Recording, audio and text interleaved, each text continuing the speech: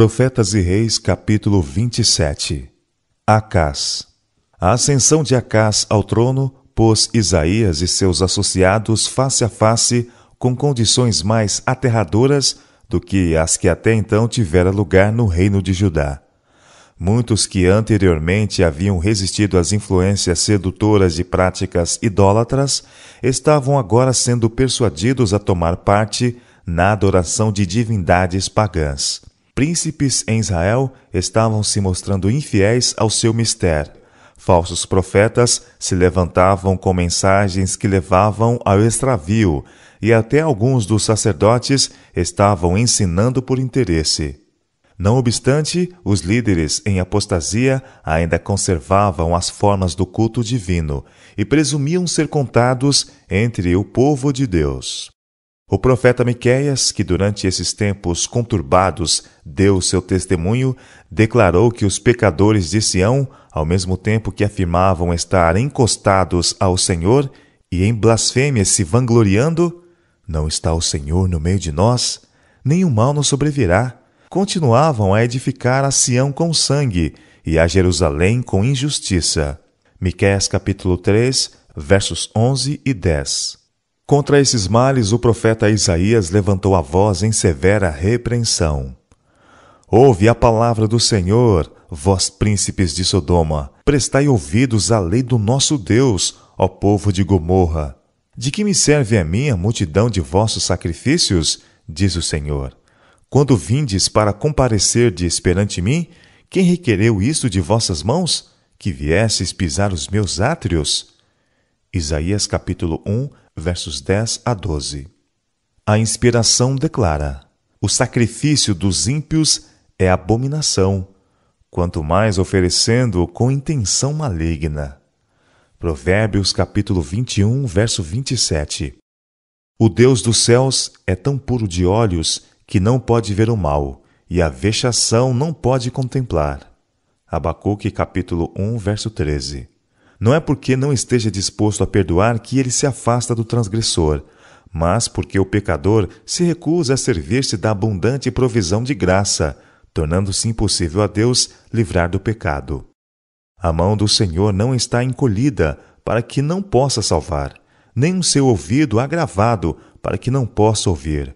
Mas as vossas iniquidades fazem divisão entre vós e o vosso Deus, e os vossos pecados encobrem o seu rosto de vós, para que vos não ouça. Isaías capítulo 59, versos 1 e 2. Salomão havia escrito: Ai de ti, ó terra, cujo rei é criança. Eclesiastes capítulo 10, verso 16. Assim foi com a terra de Judá.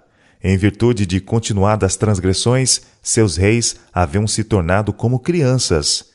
Isaías chamou a atenção do povo para a fraqueza da posição deste entre as nações da terra, e mostrou que isto era o resultado da impiedade que se praticava nas altas esferas.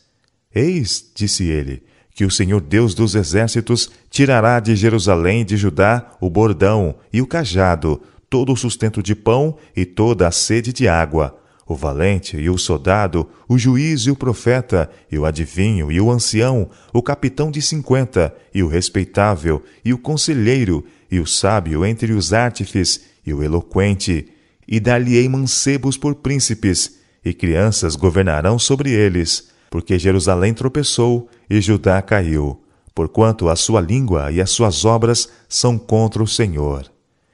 Isaías capítulo 3, versos 1 a 4 e verso 8.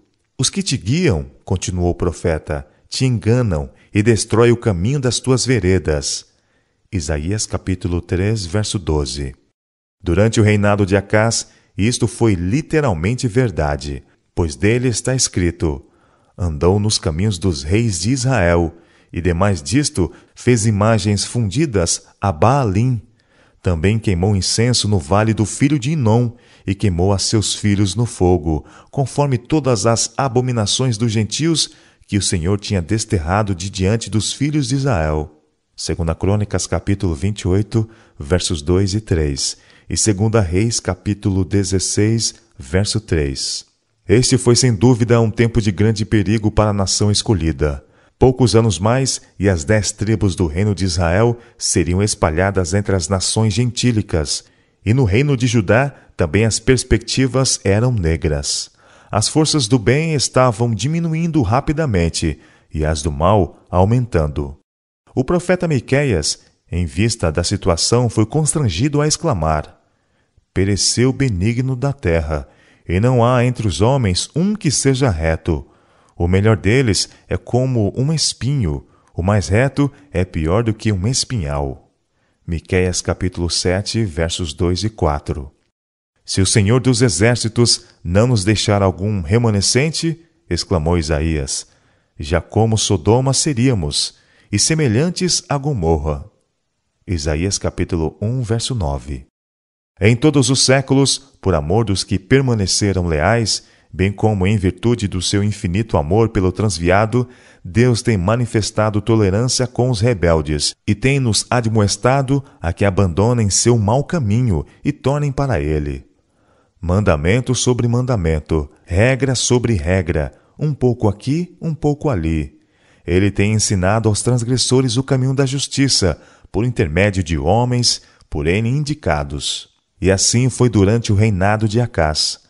Convite sobre convite foi enviado ao extraviado Israel para que retornasse à submissão a Jeová. Ternas foram as súplicas dos profetas, e ao estarem diante do povo, fervorosamente exortando ao arrependimento e reforma, suas palavras produziam fruto para a glória de Deus. Através de Miqueias veio maravilhoso apelo. Ouve agora o que diz o Senhor. Levanta-te, contende com os montes, e ouçam os outeiros a tua voz. Ouvi, montes, a contenda do Senhor, e vós, fortes fundamentos da terra, porque o Senhor tem uma contenda com o seu povo, e com Israel entrará em juízo. Ó povo meu, que te tenho feito? E em que te enfadei?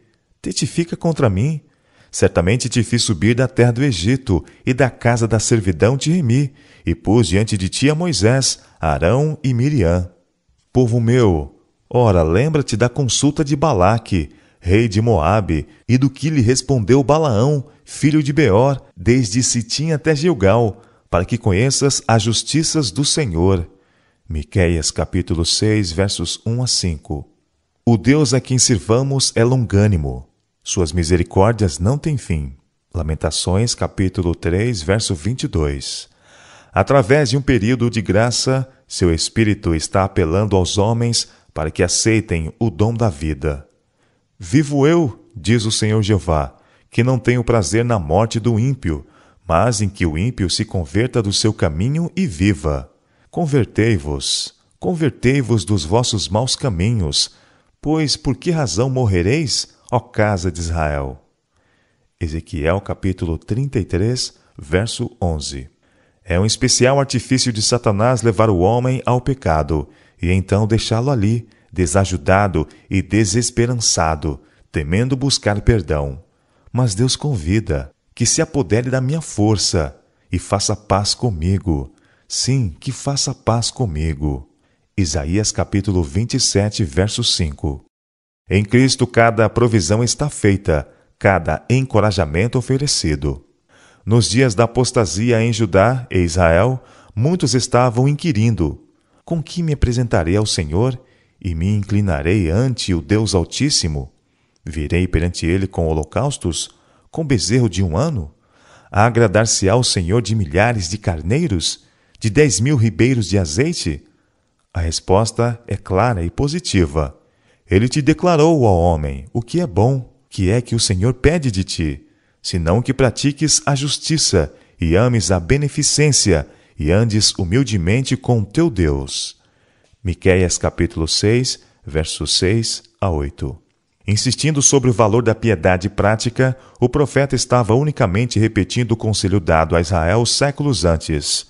Por intermédio de Moisés, quando estavam para entrar na terra prometida, a palavra do Senhor havia sido: agora, pois, ó Israel, que é que o Senhor teu Deus pede de ti? Senão que andes em todos os seus caminhos, e o ames, e sirvas ao Senhor teu Deus com todo o teu coração e com toda a tua alma, para que guardes os mandamentos do Senhor e os seus estatutos que hoje te ordeno, para o teu bem. Deuteronômio capítulo 10, verso 12 e 13. De século em século, esses conselhos foram repetidos pelos servos de Jeová aos que estavam em perigo de cair nos hábitos do formalismo e de esquecer de demonstrar misericórdia. Quando, durante o seu ministério terrestre, o próprio Cristo foi assediado por um doutor da lei com a pergunta: Mestre, qual é o grande mandamento da lei? Sua resposta foi: Amarás o Senhor teu Deus de todo o teu coração, e de toda a tua alma, e de todo o teu entendimento. Este é o primeiro e grande mandamento. E o segundo, semelhante a este, é: amarás o teu próximo como a ti mesmo. Destes 2 mandamentos depende toda a lei e os profetas. São Mateus capítulo 22, versos 36 a 40. Estes claros pronunciamentos dos profetas e do próprio Mestre deviam ser recebidos por nós como a voz de Deus a cada alma. Não devemos perder a oportunidade de praticar obras de benemerência, de terna providência e cortesia cristã em favor do sobrecarregado e oprimido. Se mais não podemos fazer, devemos dizer palavras de coragem e esperança aos que não estão familiarizados com Deus, dos quais se pode com mais facilidade aproximar pelas avenidas da simpatia e do amor. Ricas e abundantes são as promessas feitas aos que são atentos a oportunidades para levar gozo e bênção à vida de outros. E se abrirão a tua alma ao faminto, e fartares a alma aflita. Então a tua luz nascerá nas trevas, e a escuridão será como o meio-dia. E o Senhor te guiará continuamente, e fartará a tua alma em lugares secos, e fortificará com os teus ossos, e serás como um jardim regado, e como um manancial cujas águas nunca faltam. Isaías capítulo 58, versos 10 e 11.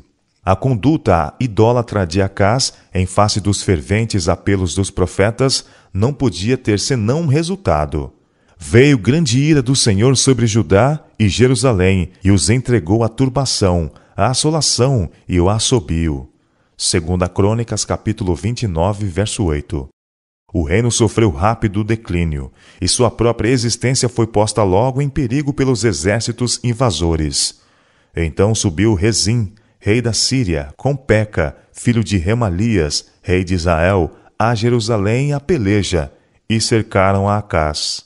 2 Reis, capítulo 16, verso 5. Tivesse Acás e os principais homens de seu reino sido leais ao Altíssimo, e não teriam tido nenhum temor de aliança tão antinatural como a que se tinha formado contra eles. Mas a repetida transgressão tinha-os despojado de força. Atingidos por um inominável temor dos retributivos juízos de um Deus ofendido, se moveu o coração do rei e o coração do seu povo, como se movem as árvores do bosque com o vento. Isaías capítulo 7, verso 2. Nesta crise, a palavra do Senhor veio a Isaías, ordenando-lhe que fosse ao encontro do rei amedrontado e dissesse: Acautela-te e aquieta-te, não temas nem se desanime o teu coração, porquanto a Síria teve contra ti maligno conselho, com Efraim e com o filho de Remalias, dizendo: Vamos subir contra Judá e atormentemo-lo, e repartamo-lo entre nós, e façamos reinar no meio dele o filho de Tabeal. Assim diz o Senhor Deus: isto não subsistirá, nem tampouco acontecerá. O profeta declarou que o reino de Israel, bem como o da Síria, chegaria logo ao fim. Se não crerdes, concluiu, não ficareis firmes. Isaías capítulo 7, versos 4 a 7, verso 9. Quão bom teria sido para o reino de Judá tivesse Acás recebido esta mensagem como do céu. Mas, escolhendo apoiar-se no braço de carne, buscou ajuda de pagãos. Em desespero, ele enviou uma mensagem a Tiglat-Pileser, rei da Síria. Eu sou teu servo e teu filho. Sobe e livra-me das mãos do rei da Síria e das mãos do rei de Israel, que se levantam contra mim. O pedido foi acompanhado de um rico presente, tirado do tesouro do rei e das reservas do templo. O auxílio pedido foi enviado, e ao rei Acás foi dado um alívio temporário. Mas a que preço para Judá? O tributo oferecido despertou a cupidez da Assíria, e esta nação pérfida logo ameaçou invadir Judá e espoliá-la. Acás e seus infelizes súditos estavam agora mortificados pelo temor de cair completamente nas mãos dos cruéis assírios. O Senhor humilhou a Judá por causa de sua continuada transgressão. Nesse tempo de correção, Acás, em vez de se arrepender, ainda mais transgrediu contra o Senhor, porque sacrificou aos deuses de Damasco. Visto que os deuses da Síria os ajudam, disse ele, eu lhes sacrificarei, para que me ajudem a mim. 2 Crônicas, capítulo 28, versos 19, 22 e 23.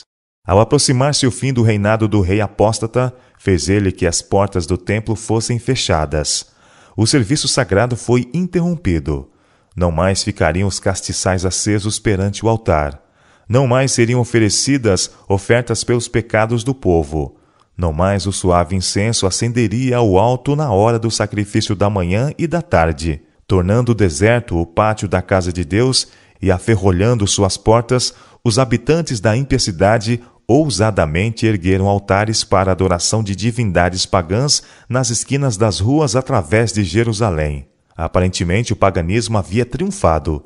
Os poderes das trevas haviam quase prevalecido. Mas em Judá viviam alguns que mantiveram sua obediência a Jeová, recusando com firmeza serem levados à idolatria. Era para estes que Isaías e Miqueias e seus associados olhavam com esperança ao verem a ruína operada durante os últimos anos de Acás. Seu santuário fora fechado, mas aqueles fiéis fora assegurado: Deus é conosco. Ao Senhor dos Exércitos, a Ele santificai, e seja Ele o vosso temor, e seja Ele o vosso assombro. Então Ele vos será santuário. Isaías capítulo 8, versos 10, 13